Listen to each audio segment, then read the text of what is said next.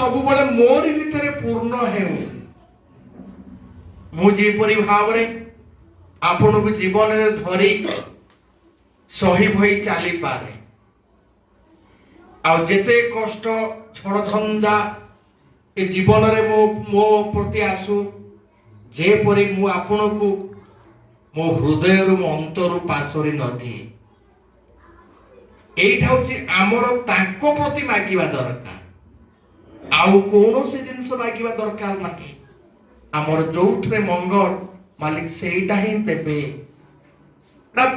निश्चित 100 को 100 सत कथा कहला तक बना है नंदा भाई जो कथा कहउतले भारी भल कथा टे कहले जे मालिक को जे भल पाए ना आ मालिक ताको कन्या रत्न टे ही देई था वास्तविक ठीक कथा नंदा भाई कहउतले काहे की कहीं आप मान चिंता करंतु कारण ठाकुर जानती गोटे भल मां ए भल माटा बाहर कोठी गोटे आनले चलिबो नाही बाजार रे कोठी बिक्री होउनी भल मां के मु किनी देबी ए भल माटा तयारी हुए संसार रु ए झियोटी जन्म निये कन्या रत्न जहा कि आज ए घर को आसी छी ए कन्या रत्न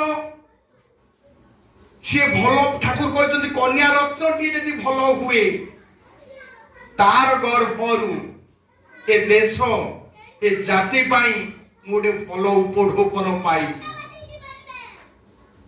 तेणुक जो कन्या रत्न घर को आसी नंदा भाई जो कहते वास्तविक क्षेत्र आप देखु ए स्वामी स्त्री उभय होती स्वस्थधारी ठाकुर कहले स्वस्थनी व्रत जी करिछि एवं तांको ठारू जो संतान टी सृष्टि हेछि से गोटे प्यूरिफाइड संतान आ मु भी कहूछि एई कन्या रत्न टी को भल भाव रे तयारी करिवार कायदा कौशल एई स्वस्थनी मां और स्वस्थनी बापा को ही जଣା जो माने स्वस्थनी नहीं नहांती ठाकुर दीक्षा ग्रहण करिसंती तांकु जेतिकी जଣା नुहे आ जे स्वस्थनी व्रत को पालन करी चालू छंती ए कन्या रत्न को किपरि भाव रे ए दिन दुनिया रे दांड रे से ठिया करे तांकु भलो भाव रे जଣା आ ठाकुर को मन लाखी मां के सृष्टि करिवे एइठा होची बड़ कथा सेति पई ठाकुर तांकर बेरली भक्त लोकन को सबु बळे ए कन्या रत्न टी को देई था कारण सेठारु से गोटे भल आत्मा रे सृष्टि करिए भल सोल टे सृष्टि करिए तांकर भल उत्तराधिकारी से पाइबे आ जदी आजि काली बाजार रे आपण माने देखुचंती दुनिया देखुचंती ए साधारण लोक मानकर पिला माने किपरि भाव रे अबाट को चली जाउछंती जो पिलाटी अबाट को चली जाए जो झियोटी अबाट को चली जाए तार गर्भरु आमे किपरि भाव रे गोटे सुसंतान सृष्टि करिबा सुसंतान आशा करिबा सेटा व्यर्थ आशा करिबाटा ही हमर बोका आपण खाली गोटे कथा कहूची जगदीश पटनायक से संबलपुर जने रीति मोर मने अछि ताकर प्रथम गोटे झियो हेतिला ता ना दिया जाइतला चिंकी तार ठीक 3 वर्ष परे आउ गोटे झियो हला ता ना दिया आइतला मिक्की पूज्यपाल श्री आचार्य श्री दादा हेतबे नामकरण करथिले जनगण ना होतला अदिति पटनायक आउ जनगण ना अरुंधति पटनायक मोर पटनायक मने अछि से दुईटी मु एइथिबे आपण माने आगे उदाहरण दबा को चाहूची एइ थोड़ा आश्रम जाइथिली आश्रम रु एइ जो 10-12 दिन पूर्व आश्रम जाइथिली आश्रम रु फेरिबा समय रे एइ पटनायक दा ए जो जगदीश पटनायक दा आ से स्वामी स्त्री दियना स्टेशन रे बसी थिले मु जे पटनायक को देखिली मोते भारी बहुत भल लागिला फट विष्णु मते डाकिला क्लास जीवा में रेस्ट नबा मुना विष्णु तमे जा मोर पुराना लोक भेट हलानी माने 1999 मसिया ताकर मोर देखा आइतिला तापर आ देखा आइ नै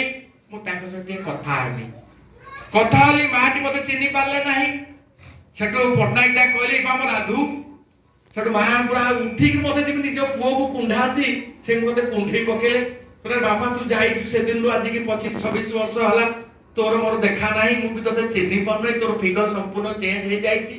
ସାଙ୍ଗେ ସାଙ୍ଗେ ତାଙ୍କ 2 ଜଣ ଝିଅ ସେତେବେଳେ ନା ପଟ୍ଟନାୟକ ଫୋନ କଲେ, କହିଲେ ଏ ଯୋଉ ଆଦିତ୍ୟ ପଟ୍ଟନାୟକ ବାବୁ ଫୋନ କଲେ, କହିଲେ ମା ଜଲ୍ଦି ଆଇ ଦେଖିବୁ କିଏ ଆସିଛନ୍ତି ହେଲା। ସେଠୁ ସେ 2 ଝିଅ ଦୌଡ଼ିକିନା ଆସିଲେ, ଆସିକି ଦେଖିଲା ବେଳକୁ ସେ ଚିହ୍ନି ପାରୁନାହାନ୍ତି। ମା କହିଲେ ବା ରାଧୁ ଭାଇ। ସେଠୁ ସାଙ୍ଗେ ସାଙ୍ଗେ ମାନେ ଚିନ୍ତା କରନ୍ତୁ, ମାନେ ସେ ବଡ଼ ଝିଅଟି ବାହା ହେଇଛି, ସାନ ଝିଅଟି ବର୍ତ୍ତମାନ ଆମର ବରଗଡ଼ରେ ଗୋଟେ ବ୍ଲକରେ ଅଛି, ସିନିୟର ଜେଇ ଅଛି। ସେ ପୁରା ଆଣ୍ଠେଇକି ପ୍ରଣାମ କଲେ, ମୁଁ ବି ତାଙ୍କୁ ଚିହ୍ନି ପାରୁନି, ଛୋଟ ଛୋଟ ଛୁଆ ସିଏ ହେଇଥିଲେ। ଏବଂ ସିଏ ଏତେ ଖୁସି ହେଇଗଲେ ଦେଖିକି। ପଚାରିଲି, ମୁଁ କହିଲି ଆଉ ଚିଙ୍କି ତୁ କବେ କଣ କରୁଛୁ?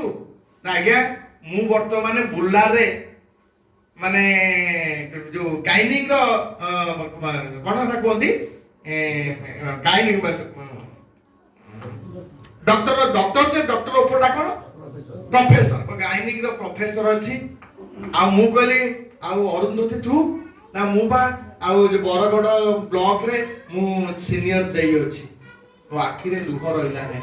ମୁଁ କହିଲି ଏଇ ଶୁଣ ଛୁଆ ଦିଟା, ତମେ ଯେତେବେଳେ ଜନ୍ମଗ୍ରହଣ କରିଥିଲ ନା, ଏଇ ପଟ୍ଟନାୟକ ଦା ଗୋଟିଏ କଲେଜରେ ପ୍ରାଇଭେଟ ଲେକ୍ଚରସିପ କରୁଥିଲେ, ଦରମା ପତ୍ର କିଛି ନଥିଲା। ତ ବାପା ମା ଗୋଟିଏ ଭଙ୍ଗା ଘରେ ଭଡା ନେଇ ରହୁଥିଲେ। ସେତେବେଳେ ବାପା ରୀତିକ ପାଞ୍ଜା ପାଇ ନଥିଲେ, ସ୍ୱସ୍ତୟିନୀ ବ୍ରତ ଧାରଣ କରି ଚାଲୁଥିଲେ। ଆଉ ଯେତେବେଳେ ଆମେ ଯାଇଥିଲୁ ମେଡିକାଲକୁ, ସେତେବେଳେ ପଟ୍ଟନାୟକ ଦା ଏଇ ଅରୁନ୍ଧତୀ ସାନ ଝିଅ ଜନ୍ମ ହେଲା ବେଳକୁ ଭୋ ଭୋ ହୋଇକିନି କାନ୍ଦୁଥାନ୍ତି।